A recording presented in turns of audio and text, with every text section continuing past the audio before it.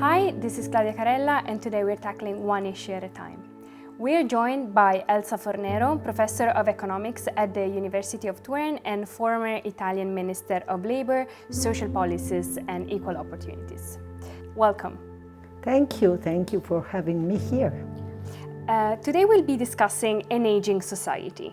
My first question would be, how can the EU adapt welfare policies to address two different challenges? On one side, the aging population of Europe, and on the other side, declining birth rates.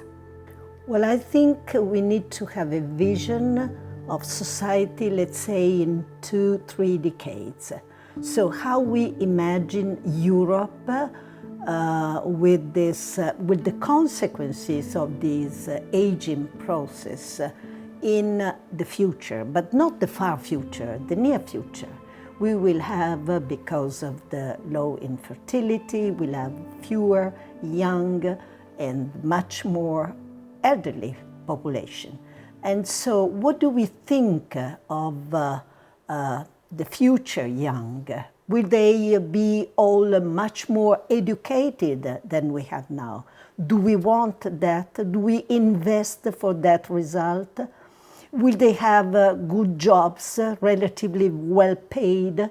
Are we thinking of the transformation of our economy to that result for men and women alike? And this is very important, and not segmented, but an inclusive labor market.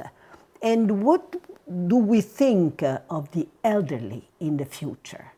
Do we have to postpone the beginning of the old age? We think this is an obvious consequence, because we know that aging is a good thing, because people live longer.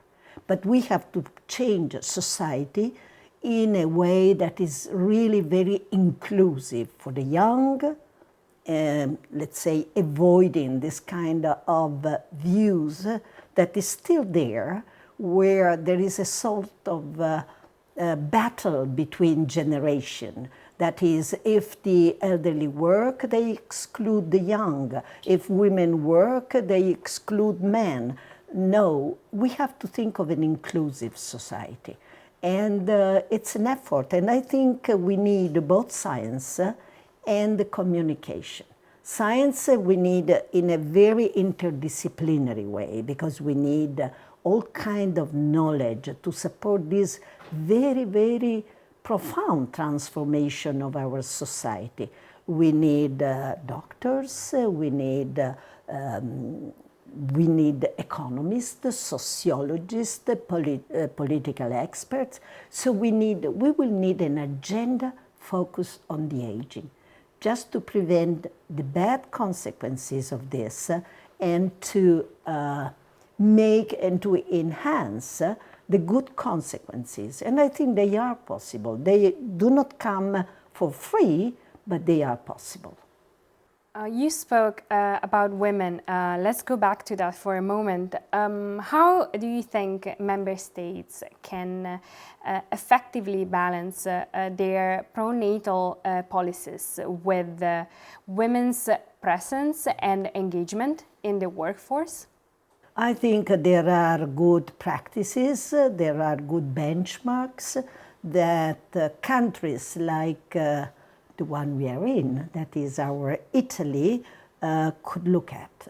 The process is both cultural, but it is also social and economically determined. One concept which I like very much to stress, at least for my own country, is that we have to give a social value, collective value, to the economic independence of women. And to gain economic independence, you need a job, you need to work. And you need that, not just because it gives you an income, and that means that you are not dependent from a husband, a father, someone, or even the state. you are independent and you can be free. But in some countries, this is not, it's a kind of optional. It's a kind of, you know, women these days, they want to work, who knows why. No, it's because of parity, and it is because work gives you independence and gives you the possibility also to realize your capabilities, to maybe your dreams. So it's very important, and I think this is the most important thing for some countries. Some countries maybe already have this, if we look at northern countries. Then we need something else, more empirical, more practical, and that is, for example, having good services, care services, to take away the burden that women have, what is called the care penalty for women that have, they are considered the natural source of care work. But is this natural? No, it is socially determined. So we need good services. We need, for example, something again which is not realized yet in some countries, which is equal responsibility for children. In the care services, not just in the big choices about education, for example, where it is still considered that the father has the most important voice or decision. So there are many things that have to be done practically, and many things that have to be achieved culturally. And one way is do not tolerate any discrimination. Even verbal discrimination should not be tolerated. Another issue in Europe is definitely the shrinking of the working age population. What impact do you think it will have on technology adoption and automation? And do you think that AI can be a solution to this phenomenon, can step in and for once being a force for good? I'm not an expert. I'm very curious.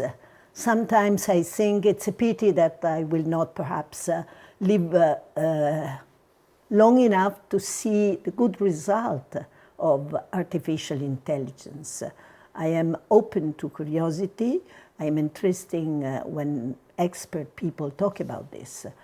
I think it can be, let's say, something that happened in a way that could make the scenario created by the aging population into something which is positive, because we will have shortage of young people, and we will have a labor force, you said, which will be shrinking, and that is true.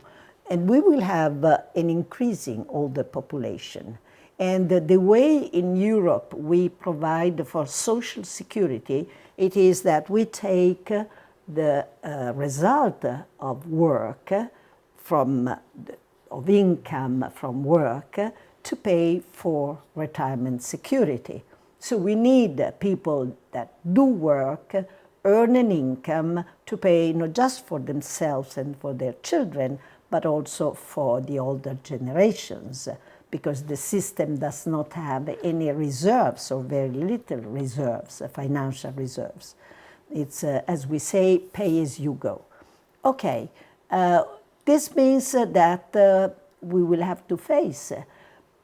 One way is education. If you educate people, even professionally, I mean, I do not want everyone to have a PhD, but, or even more, but it is important that people are educated, everybody. That increases productivity and the probability to have a good job, a better job and a better salary. It's a probability, but increases with education. So this is essential.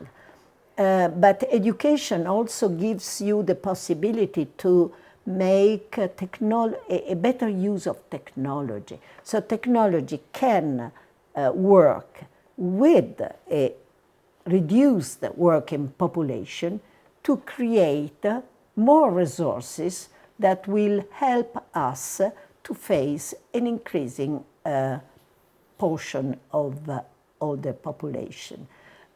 So it can be that it is a good combination of time. I'm not sure, but I think nobody can be sure. I don't like people that make catastrophic prophecies, but I think if we do well and if we really stress the role of education, because we are moving towards an economy which is based on knowledge. It's called the knowledge. And the many things that were considered once binding now are quite open. Think of the space economy. And we need really good scientific basis to exploit this in a good way, but also we need competent people. Migration is often looked at in a negative light, especially in Italy.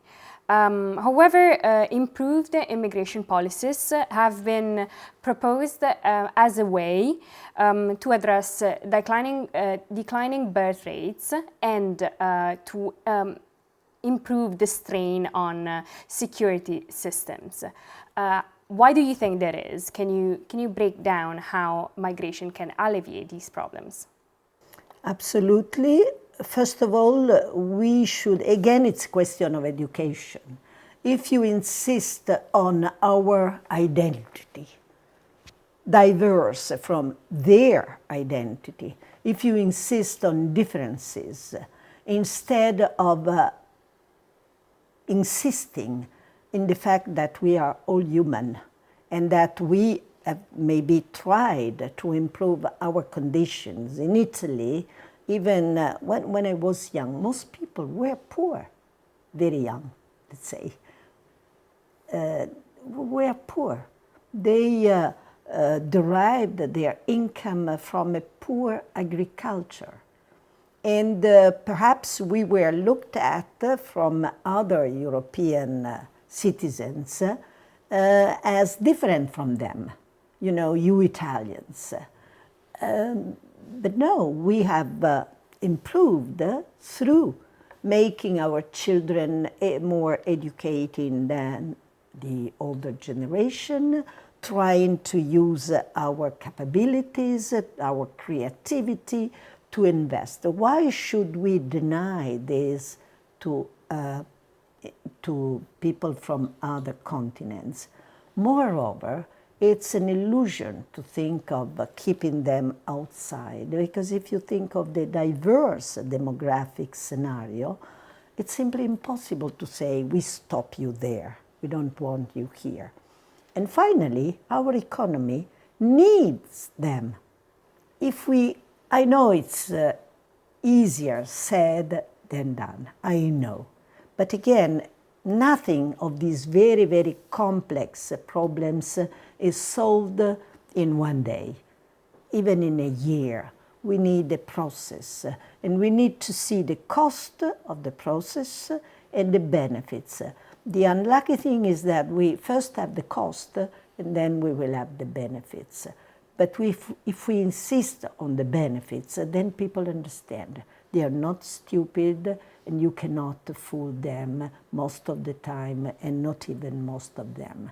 So I insist that this is a question of cultural change, and culture comes with the educational system, with promoting cultural events, social dialogue, and this kind of inclusive activities. Perfect. Thank you for being here with us today. Thank you.